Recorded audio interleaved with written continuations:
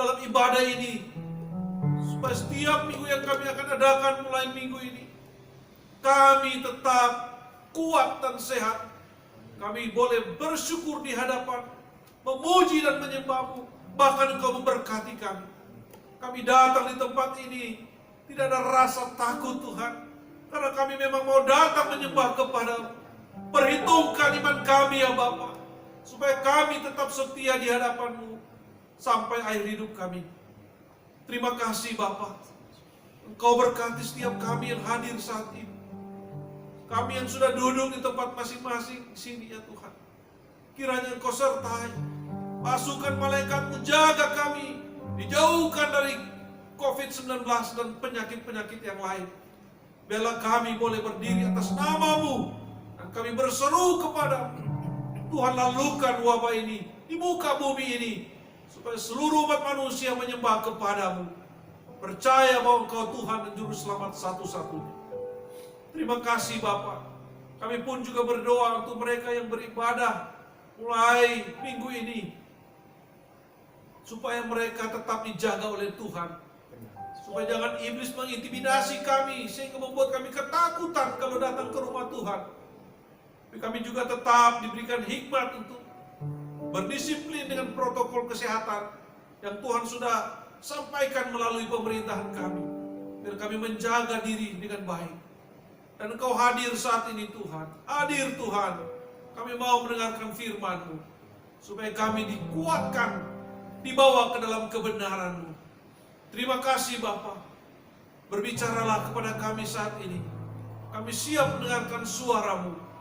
Demi nama Yesus Kristus, kami sudah berdoa dan mengucap syukur. Haleluya. Amin. Puji Tuhan saudara-saudara, saya terharu sekali ya. Saya merasakan kasih Tuhan luar biasa. Ini untuk pertama kali kita bisa berada di rumah Tuhan di tempat ini. Saya tidak tahu kenapa saya terharu, tapi ketika melihat saudara-saudara, hati saya benar-benar tergetar tuh kepada Tuhan. Sejak kita berhenti beribadah, tiap malam saya sujud dan berdoa kepada Tuhan. Satu yang saya minta kepada Tuhan, supaya seluruh jemaat Injil bahwa tidak ada satupun yang terpapar COVID. Saya bersyukur sekali kita semua sehat sampai hari ini. Tiap malam saya berdoa supaya seluruh jemaat tidak ada satupun yang terpapar COVID-19. Apalagi waktu terakhir kita beribadah tanggal 29 Februari mungkin. 22 Maret. Oh, 22 Maret ya. Ya. Itu suara-suara sudah mulai. Kok kita beribadah seolah-olah kita nekat. Itu hati saya tidak tenang sekali. Waktu pulang, saya berdoa, Tuhan, jangan sampai ada yang kena COVID-19.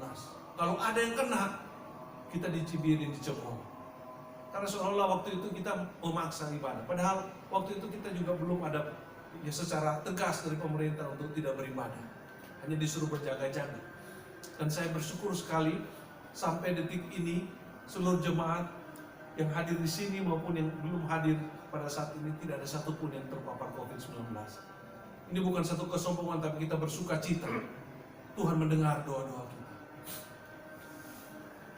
Kita terus berdoa supaya ibadah kita ini tetap berjalan untuk kemuliaan Tuhan. Dan kita doakan semua ibadah di seluruh muka bumi ini boleh terjadi untuk kemuliaan Tuhan. Saya tahu bahkan sampai hari ini banyak orang yang ragu dan takut, bahkan kurang senang melihat kalau orang beribadah di gereja karena COVID ini belum berakhir. Tapi mari kita jemaat El Gibor berdoa terus. Kita hanya mengandalkan Tuhan Yesus, dokter di atas segala dokter. Dia yang mengendalikan semuanya ini. Kita jangan sombong, jangan tinggi hati, tapi kita terus merendahkan hati kita. Benar saudara, saya mau bersaksi sedikit. Seumur hidup saya jadi orang Kristen. Gara-gara pandemi ini dan pergumulan hidup membuat saya berdoa sujud benar-benar, sujud di tanah. Dan saya berdoa dia sujud sungguh-sungguh. Karena saya merasakan saya membutuhkan anugerah dan kuasa Tuhan. Jadi mungkin jidat saya nanti ini hitam nanti. Karena saya sekarang berdoa terus benar-benar sujud karena saya merasa saya tidak punya apa-apa. Saya membutuhkan Tuhan. Saya baru merasakan apa artinya itu sujud menyembah. Benar-benar seluruh tubuh itu sujud menyembah, meminta pertolongan. Tidak terasa itu air mata mengalir. Membutuhkan kuasa Tuhan Yesus. Puji Tuhan, sampai hari ini kita semua sehat. Itu semua karena kasih karunia Tuhan. Saya mengajak seluruh jemaat Elgibor benar-benar bertemu dengan Yesus secara pribadi dalam kehidupan kita, dalam doa dan dalam firman Tuhan. Saya bersyukur saya tetap membuat renungan-renungan untuk tiap hari ibadah. Saudara-saudara yang beribadah sampai hari ini, saudara diberkati Tuhan luar biasa. Saya pikir kalau tidak ada ibadah tiap malam di rumah kami pun, mungkin saya juga stres. Tapi itu yang menguatkan. Firman Tuhan yang kita bahas setiap malam, itu sangat menguatkan. Bisa membuat kita melewati hari-hari selama berbulan-bulan ini. Berat, saudara. Berat. Dan puji Tuhan, saudara dan saya mau tanya, yang hadir pada sore ini, ada yang kelaparan? Tidak? Yang benar. Malah tambah gemuk ya. Haleluya. Benar. Tuhan memelihara kita aja ya. Tuhan memelihara kita aja. Kami sekeluarga mengalami ini. Benar-benar mengalami. Tuhan selalu menjaga dan memberkati. Dan saya percaya saudara-saudara juga diberkati Tuhan. Amin. Amin. Bersyukur kepada Tuhan. Dia begitu baik memelihara kita. Sampai detik ini. Terlalu banyak yang boleh kita ucapkan syukur kepada Tuhan. Saudara-saudara, mari kita terus semangat beribadah kepada Tuhan dengan terus menjaga kesehatan kita, terutama saudara-saudara. Saya menghimbau, makanlah yang bergizi, tidur yang cukup, berolahragalah. Karena imunitas tubuh yang kuat akan melawan virus-virus ini. Ya, saudara-saudara, jangan makan yang mewah-mewah, tapi yang bergizi saja. Mewah-mewah belum tentu bergizi. Tapi makan tempe, telur, sayur, buah, perbanyak. Supaya kita kuat. Supaya kita boleh jadi berkat. Ya. Jemaat sekalian, mulai hari ini, ibadah pertama, saya akan menjelaskan tentang visi misi GKRI Elgibor. Karena selama ini belum pernah saya menjelaskan. Kita sudah baca itu bertahun-tahun, 5 tahun. Tapi saya mau ambil waktu dalam bulan ini untuk menjelaskan satu persatu tujuan gereja ini berdiri. Supaya kita sama-sama bergandengan tangan untuk mencapai tujuan yang Tuhan kehendaki.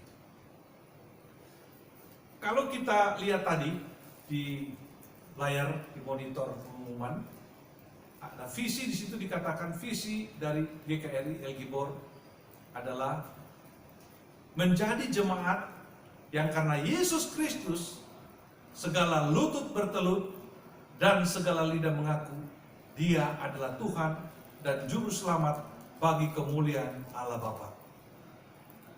Saya minta Filipi 2 ayat 10 sampai 11 bisa ditayangkan. Filipi 2 ayat 10 sampai 11. Kita baca bersama-sama ya. Kemudian kita menyimak dengan baik. 1, 2, 3.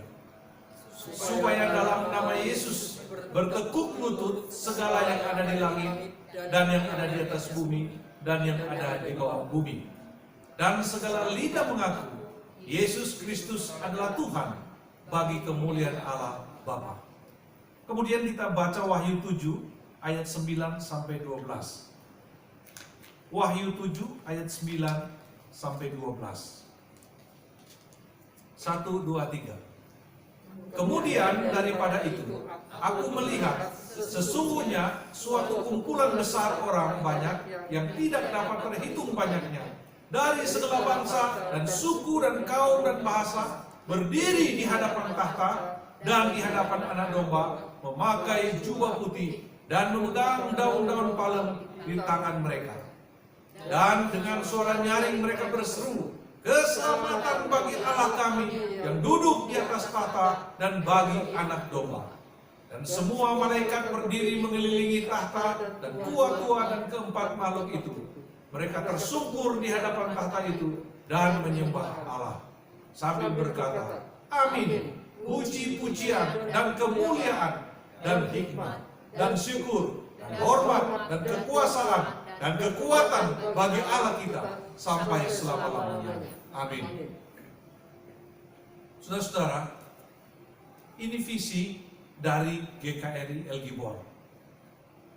GKRI El Gibor itu kepala gerejanya adalah Tuhan Yesus sendiri. Saya dan keluarga Tuhan percayakan untuk memulai saja. Untuk masa depan gereja ini ada di tangan Tuhan Yesus, bukan di tangan saya.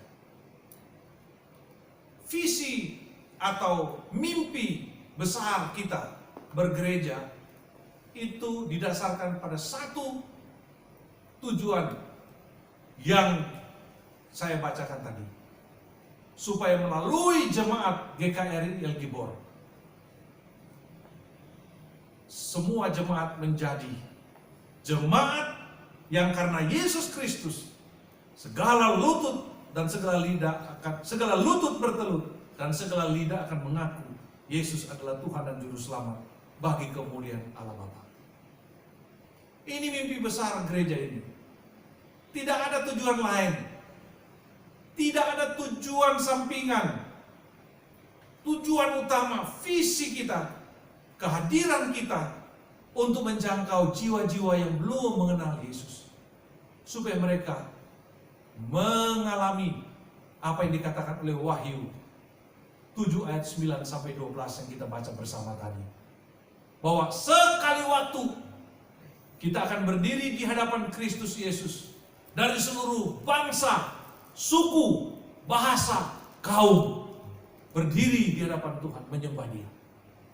Bertelut menyembah Yesus sebagai Tuhan dan Juru Selamat. Dan mengaku bahwa Dia satu-satunya Tuhan dan Juru Selamat kita. Itu tujuan, itu visi kita yang akan kita capai dengan kehadiran GKRI El Gibor. Tidak ada tujuan-tujuan lain, tidak ada visi lain. Itu sebabnya saudara-saudara lihat kita sudah 5 tahun. Kita tetap bergandengan tangan. Saya tetap melayani. Tidak ada hitungan-hitungan materi, kalkulasi. Semua mau bergandengan tangan untuk mencapai maksud ini. Yaitu memperkenalkan Kristus Yesus kepada dunia ini. Jemaat yang dikasihi Tuhan. Tuhan menciptakan langit, bumi, laut, dan segala isinya. Supaya manusia menikmati Dia dan memuliakan Dia. Dia menciptakan alam semesta yang begitu indah, yang begitu baik, termasuk saudara dan saya. Manusia ada di dalamnya. Supaya kita menyembah Dia, kita memuliakan Dia, dan kita menikmati kehidupan yang penuh dengan damai sejahtera. Itu tujuan Tuhan menciptakan manusia, supaya kita menyembah Dia, dan di dalam penyembahan itu kita menikmati hidup yang penuh dengan damai sejahtera di dalam Allah. Tetapi kita baca di dalam Alkitab, dosa itu masuk. Dosa itu masuk ke dalam kehidupan dunia ini dan kepada kehidupan manusia. Sehingga seketika manusia menjadi rusak total. Semua menjadi rusak. Tujuan-tujuan visi awal Tuhan menciptakan manusia itu menjadi terseleweng. Manusia mengalami ketidakbahagiaan. Manusia mengalami jalan yang sesat. Manusia mengalami penderitaan. Dan itu belum pernah terjadi sebenarnya. Karena pada waktu Allah menciptakan Adam dan Hawa, mereka berjalan bersama-sama di taman Firdaus itu, taman Eden itu, menikmati Allah. Adam dan Hawa menikmati Tuhan. Mereka berbicara. Dan di taman itu kita melihat, tidak heran kalau Allah menjadi manusia, Allah bisa nampak. Karena Adam dan Hawa berjalan bersama-sama, mendengar suara Tuhan, dan tahu persis itu Tuhan siapa. Itu kehidupan yang paling penuh dengan damai sejahtera dan sukacita. Di sana tidak pernah kita dengar ada sakit penyakit. Tidak ada pertengkaran, tidak ada permusuhan. Tidak ada hal-hal yang berdosa di sana. Menikmati. Itulah surga Firdaus. Tetapi dosa masuk melalui iblis di dalam ular tua itu. Dan ketika saat itu manusia tidak taat, maka manusia telah berdosa kepada Tuhan. Dan di situ manusia mengalami kerusakan total. Manusia yang tadi ada damai sejahtera, sekarang tidak punya damai sejahtera. Kehidupannya penuh dengan ketakutan, bersembunyi, takut bertemu Tuhan. Padahal tadi berjalan bersama-sama, berkomunikasi dengan Tuhan. Tapi saat itu mereka hidup dalam ketakutan, tekanan batin. Dan hubungan dengan manusia, dengan sesama, Adam dan Hawa juga jadi rusak. Saling mempersalahkan. Bahkan lingkungan tadi yang menyediakan makanan dan minuman begitu lengkap kepada manusia, akhirnya manusia harus bekerja keras. Tadinya hanya mengambil saja dan menikmati, tidak perlu masak, semua Tuhan sudah siapkan. Kehidupan yang paling bahagia dan nyaman di Taman Eden itu. Tetapi manusia akhirnya harus berpeluh untuk mencari makan. Dan sejak saat itu dunia menjadi rusak. Penyakit datang, virus-virus mulai bekerja menghancurkan kehidupan manusia di bumi ini. Dan semua menjadi rusak total. Tetapi Tuhan dari awal adalah Tuhan yang penuh kasih. Allah Tritunggal, Allah yang penuh kasih, yang berjanji untuk mengutus Sang Firman, Sang Anak, yaitu Yesus Kristus, dalam Kejadian 3:15, untuk satu waktu yang tepat. Dia akan menghancurkan iblis. Dia akan menghancurkan kepala iblis itu. Dan mengembalikan manusia kepada keselamatan yang kekal. Sejak saat itu manusia harus kembali menjadi segambar dan serupa dengan Tuhan Yesus. Karena gambar Allah yang rusak karena dosa itu harus dipulihkan.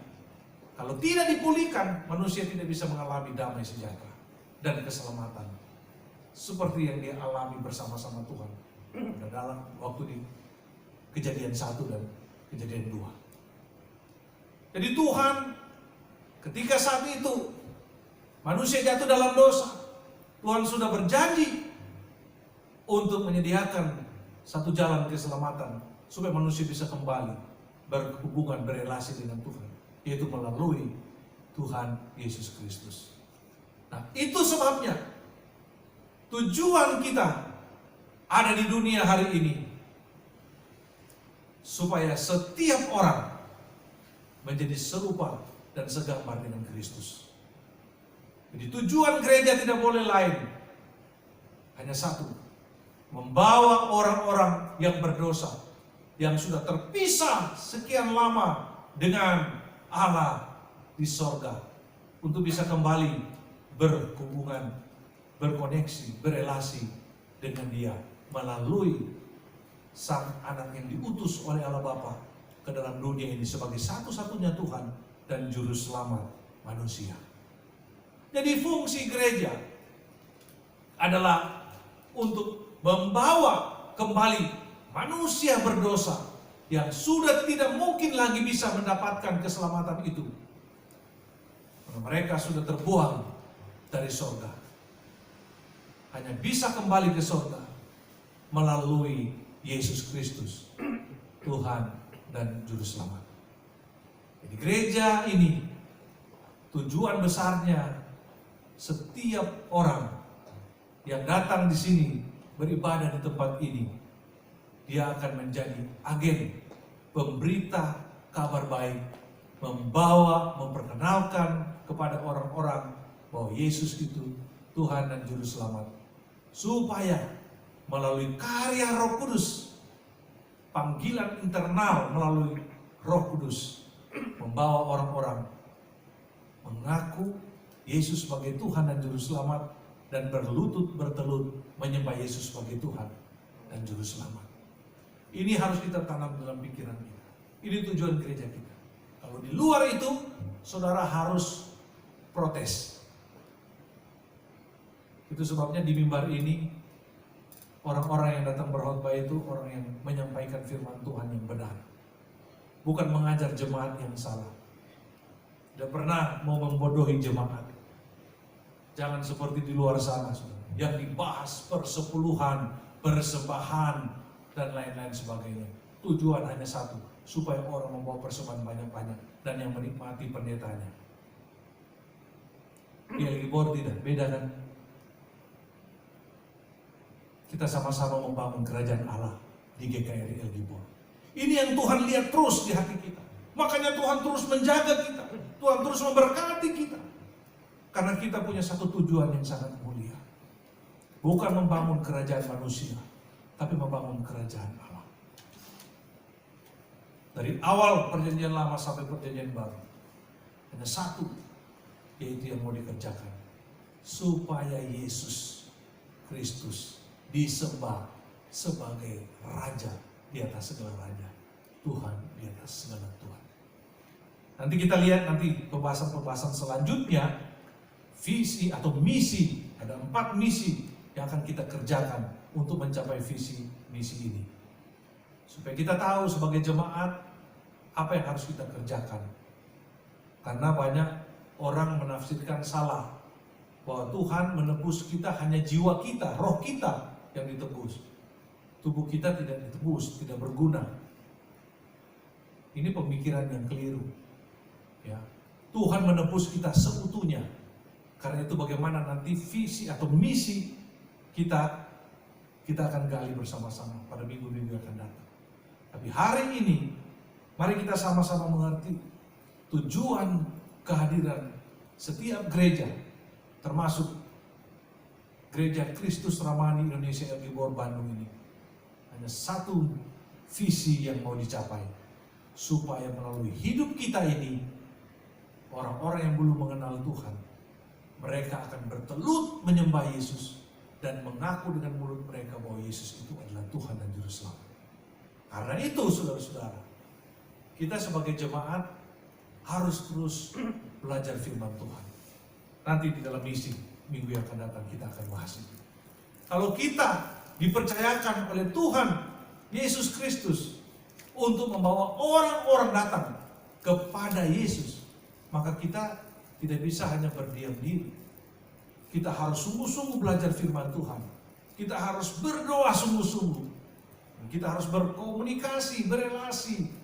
Seperti jemaat mula-mula, penuh kasih. Supaya dunia itu bisa tahu bahwa Yesus itu Tuhan dan Juru Selamat. Jadi bukan pekerjaan Roh Kudus saja. Terima kasih. Bukan pekerjaan Roh Kudus saja yang kita suruh. Silakan Tuhan memanggil orang-orang datang kepada Tuhan. Percaya kepada Yesus. Tetapi ada tanggung jawab kita sebagai jemaat. Kita yang sudah diselamatkan oleh Yesus dengan harga yang sangat mahal di kayu salib, yang sebentar lagi saudara-saudara kita akan rayakan, peringati bersama-sama. Saudara-saudara sudah dapat ini semua? Roti dan anggur kita siap ya. Kita harus betul-betul benar-benar menjadi agen daripada Tuhan untuk membawa banyak orang yang belum mengenal Tuhan boleh datang kepada Tuhan. Melalui pengorbanan Yesus di kayu salib, ada banyak hal yang terjadi dalam kehidupan kita. Dia menebus kita seutuhnya, bukan hanya jiwa atau roh kita saja, tetapi tubuh kita ini berguna sekali. Kita sudah ditebus karena kita ini adalah bait Allah. Maka bait Allah ini harus membawa banyak orang, mengenal Tuhan. Ini tujuan kita, tujuan besar gereja. Kalau saudara lihat gereja-gereja punya visi di luar daripada visi ini, saudara tidak perlu ikuti gereja itu. Karena dia akan membawa kepada kesesatan. Tapi kalau gereja itu hadir dengan visi besarnya, supaya setiap orang itu akan bertelut menyembah Yesus. Dan supaya setiap orang boleh mengaku Yesus sebagai Tuhan dan Juru Selamat. Itu gereja yang sejati. Tidak boleh kita tidak mengikuti gereja yang ini. Kalau gereja ini terus untuk mencapai visi, membawa semua orang untuk sujud menyembah kepada Yesus dan mengaku Yesus, itulah gereja yang sesungguhnya. Saudara tidak perlu lihat gedung, saudara tidak perlu lihat musiknya, tetapi saudara benar-benar mencapai visi ini. Itu yang paling menentukan. Tapi bukan berarti semua itu tidak dikelola dengan baik. Kalau kita tidak kelola dengan baik musiknya, berarti kita tidak sungguh-sungguh untuk mencapai visi itu. Kita mau membawa orang, tentu semua kita atur dengan baik. Orang bisa bernyanyi dengan sukacita, damai sejahtera, yang bisa membuat orang meneteskan air mata. Itu membuat orang berelasi dengan Tuhan. Lagu pertama tadi Pak Tangkas bawakan, saya tidak tahan, saudara. Saya menangis karena saya merasakan memang hanya Tuhan yang melindungi kita. Banyak orang rebah, banyak orang sudah mati. Tapi sampai hari ini kita masih ada. Itu semua perlindungan Tuhan. Mengingatkan kita untuk selalu bersyukur kepada Tuhan. Jemaat yang dikasihi Tuhan, kita bersyukur. Mari kita mulai berpikir dan mendoakan visi ini.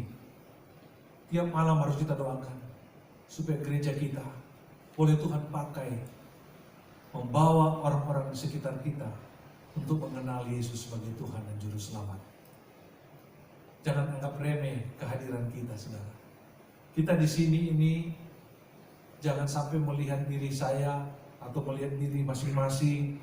Oh, saya ini nggak punya apa-apa. Itu melecehkan Tuhan. Saudara dan saya hari ini begitu berharga di mata Tuhan.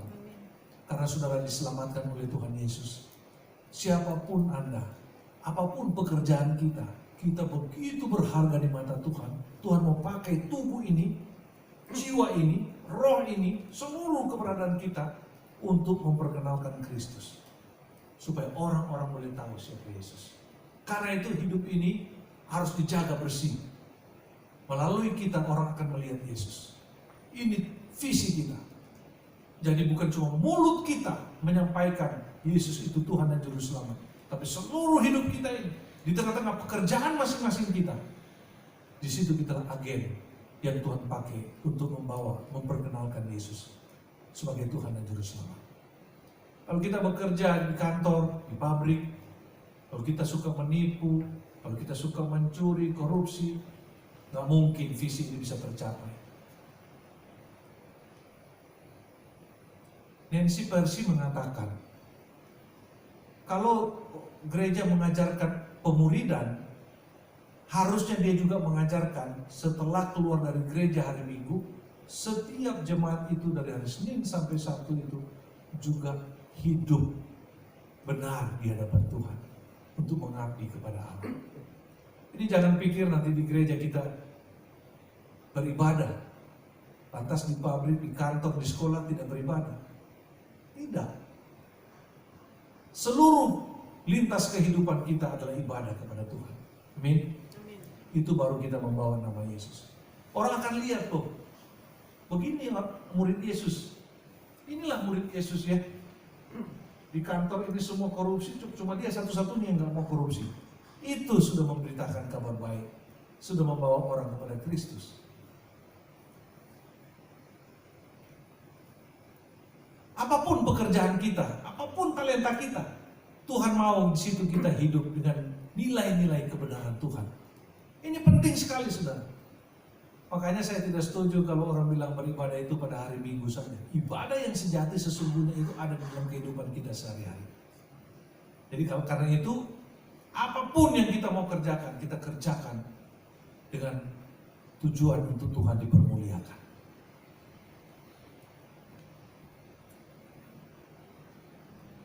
Nanti kita bahas itu lebih lanjut tentang misi. Tapi ini visi. yaitu bagaimana kita menjadi jemaat yang karena Yesus Kristus segala lutut bertelut dan segala lidah mengaku Dia adalah Tuhan dan Juru Selamat, supaya Bapa dipermuliakan. Mari kita berdoa terus supaya visi ini boleh tercapai melalui kehidupan kita dan gereja kita. Amin, saudara. Mari kita berdoa. Tuhan Yesus,